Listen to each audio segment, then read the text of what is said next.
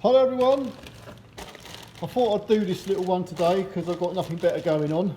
In my hand I am holding, ta-da, a rear wheel bearing for a Ford Focus Mk2 05 plate. This is, by the way, key parts, so you can tell I'm actually fitting a real high quality component today. Anyway, I'm going to get this changed, so let's go. I don't know what it is with these flipping hubcaps. Look, they're all kind of like floppy and loose, and they rattle like hell. And you would think there would be a tab broken. I mean, they're on bloody tight enough, but none of the tabs are broken. I think they must just get weak or something. So I'm probably going to have to replace these because they're flipping annoying, the racket they're making. People were turning around in the street and looking at me when I'm driving down the bloody road. So anyway, I'll get this wheel off. Alley wheel, these are just normal 3/4 wheel nuts.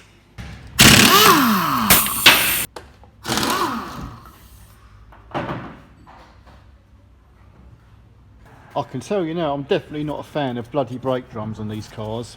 Normally, if they ain't been touched in a long time, they don't like to come off. And if you've got a lip on the inside of where the shoes wear, flipping out, they can be awkward. But anyway, let's try, let's have a go.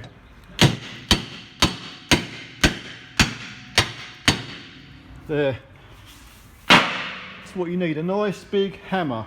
Hopefully this will pull off now, and if it doesn't, because a lot of these brake drums, some of them have got little threaded portions where you can put a bolt in, and you can screw the bolt in onto the wheel bearing flange and it will pull the disc off like evenly. This one hasn't got that, so if it ain't going to come off, I can use a screwdriver lever bar either side. This one is actually coming off quite easily, thank God. Bingo. Obviously changing the wheel bearing is one thing, but if you look in your brake drum, there's loads of brake dust as well, like there. So I mean, this is a good opportunity to clean your brake drums out, get some emery cloth, give it a good clean up, and especially if you've got a lip around the drum here. This one's actually okay, but sometimes you literally need an angle grinder to sort of like remove this lip, because otherwise it can cause you serious issues getting the drum off. But on this one, I'm just going to give it a bit of a clean up with some emery cloth. And also the brake shoes, I'm going to clean the surfaces off up as well. And also, you see the lip along the top here and the edge down here, you can use your emery cloth to clean that as well. Just give it like a little chamfer. That's what I'm trying to say. If you've got the edge of that shoe chamfered very slightly, it kind of helps. And once them shoes are cleaned up, you'll obviously do all your normal checks, like you'll pull the boot back here, make sure there's no leakage or brake fluid into there. You'll actually push the piston in with your screwdriver, make sure it moves. You don't want them to be seized up. You do that both sides. And then you've got a little wheel there, so you can actually adjust your brakes up. One of these wheels will adjust the opposite way to the other side. So it's a case of, you can see the thread there, but you'll soon work out which way you've got to turn that wheel in order to make your brake shoes go either way, well, to adjust them out. And also make sure that that handbrake lever is back on its stop, which is, well, just down here. If that handbrake lever was pulled forward, you could have a bit of a problem. But anyway, that's all about brakes. So today, what I'm going to do now, I'm going to remove this actual wheel bearing hub, and it is a hub unit. So I've only got like 4 bolts to undo, so hopefully they'll come out and we can get this off quite easily. Okay, stick the old ramp up in the air. It's now May the 17th, and I'm telling you, the weather has been pretty crap really. We haven't had much of a spring so far, it's been cold. But today and last weekend, this weather's slowly getting better, thank God. Anyway, under here, what we've got, I can shine my torch. I've got to use my mobile phone to do this because it's a bit awkward to even see in there, as you can sort of like, I can't even, hang on. Right, up in there are 4 bolts, and them bolts are actually E12 bits. That's funny, because I reckon this bearing has already been replaced once, because I've already changed this bearing here on the other side, and this one had what I reckon was the original bolts, and they were Torx 50s. So that's what a Torx 50 bit looks like. So normally you'd have to, I thought this one would be the same this side, but it's not. Normally I would have to hammer that in to make sure there's no rust in there, make sure the bolt head is clean, then hammer this in and then carefully undo it. But as these are the E12 bit is like that. That's what the socket looks like. So now I'm going to have to put my socket onto them E12 bolts and hope they undo. I'm going to try and be careful undoing them anyway, but I'm sure they will undo okay.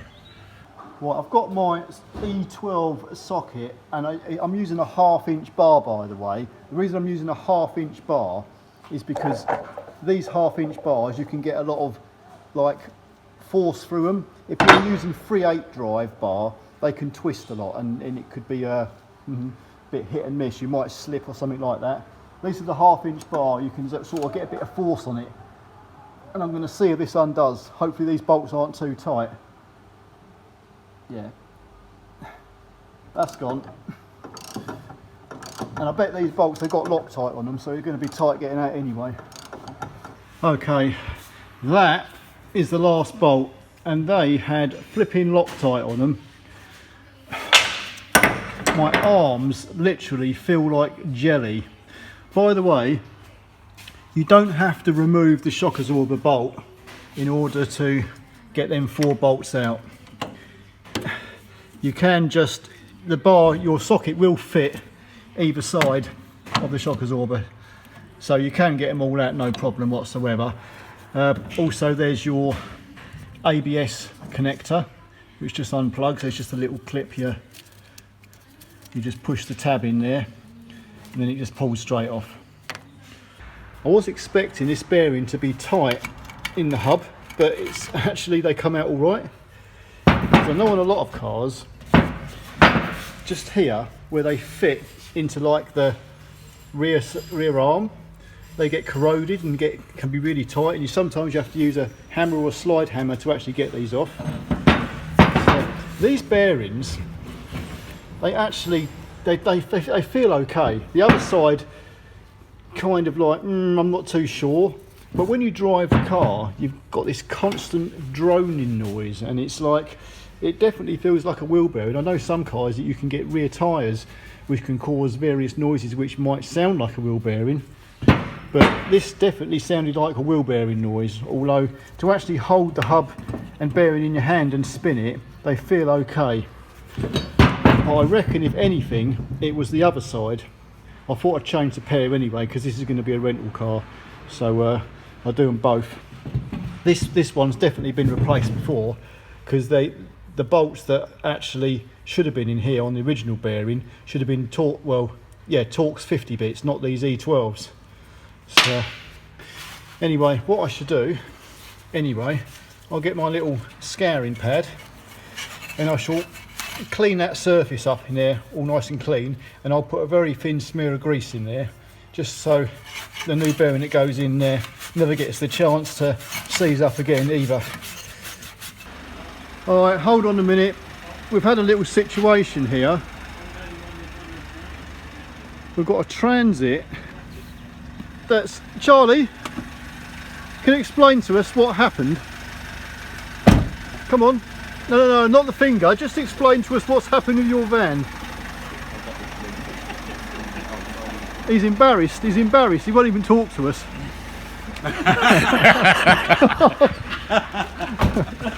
Right, Mark, come on, what's happened with this van? Explain how this bolt that's sheared clean off, that's a fresh brake. Well, what has happened to this van? Did you see that curb? yeah, I did see that big curb with a big Yeah. dent in it. Yeah. And I even seen the squirrel after the nut. Right, because basically what's happened is the rear anti-roll bar on this transit van, this is a 17 plate, has literally fallen off both sides of the links, not where it bolts on in the middle to the actual axle beam, but on either end. It has completely fallen off and hit the road. And that bolt was a completely clean break. It's sheared off. So we're wondering how that can happen. I can't get no information off the driver, obviously. So when we get this on the ramp, we'll have a bit of a closer look. I've positioned 2 bolts through the back of the arm and through this tin plate, which is the backing plate for the brakes. So when I actually put this hub on there like that, I can put one hand behind here on my bar and I can actually turn that bolt like that and spin it into the first thread, so it makes life a lot easier. Once I get all this in, I'll get all 4 bolts in and then I'll nip them all up before I torque them. And one last thing before I actually put this in, your ABS sensor, you'll see it's offset to one side. That will only go in one way.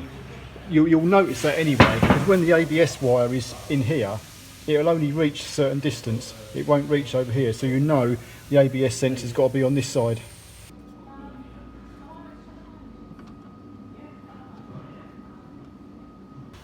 All my 4 bolts are now tightened up fairly well. I'm just going to torque them up. I've looked on auto data, and what it says for this particular car, you tighten them up to 65 Newton meters, then you slacken them off 90 degrees, then you re-torque them back up to 65 Newton meters.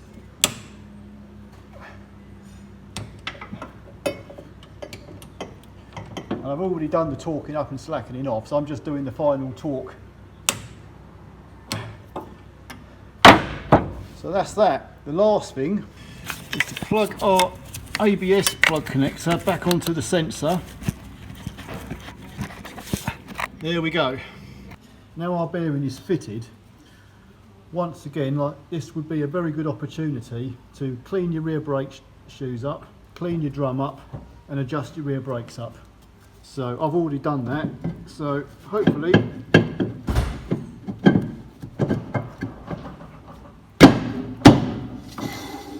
bingo.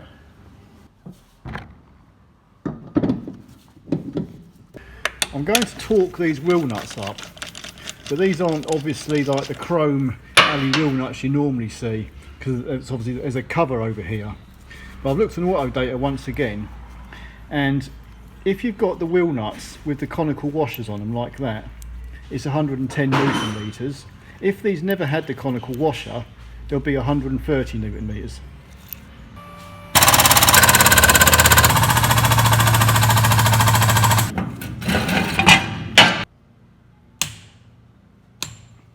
Well, you know what? I wish these wheel bearings were in a really bad state, like the wheel was about to fall off, because then it'd be something interesting to see, but they're not. I think I'd literally have to cut these open, which I'm not going to do because it's going to take too much time.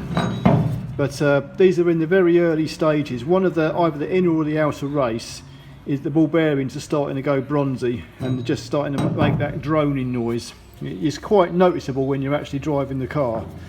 So anyway, I'm glad they're done. They were quite cheap actually. Both of these bearings were like below 50 quid each, which is surprising these days for the actual price of a hub unit. So anyway, they're an easy thing to do. As long as them bolts undo, as long as you don't mess the head up. So take your time when you're actually undoing these bolts. Don't try and be a hero. or I wouldn't advise using an air gun on an Eva. I'd do them by hand. Make sure your socket is on them properly and you undo them carefully. Once you've loosened them off, then you're fine. Anyway, I'm going to look at this Transit now and see what's gone wrong with this bloody anti-roll bar.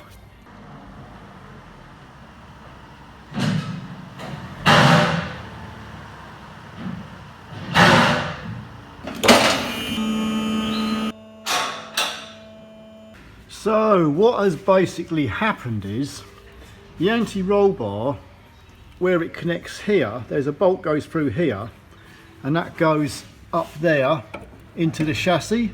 There's like a captive nut inside the chassis. Part of the bolt is actually sheared off in there, whereas this side the bolt had come out. And you know what, I can't think why this has happened. All I can come to the conclusion is that these links have been replaced at some point and they haven't been tightened up properly. That's all I can think. And over a course of time, I mean, this thing's done like 270,000 miles now, so it's done a fair old bit. I can think the bolts obviously haven't been tightened up properly, and this bolt has wound itself out and fallen out. And then this one, this side, has been rattling around until the point where it's snapped.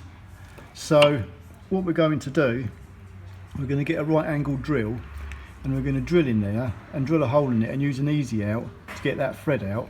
I'm thinking that thread is probably in there not too tight, for the simple fact that this side here was able to wind itself out. And I've got another bolt here which I actually put into this one, and it kind of screws in quite nicely by finger tight. So I'm hoping that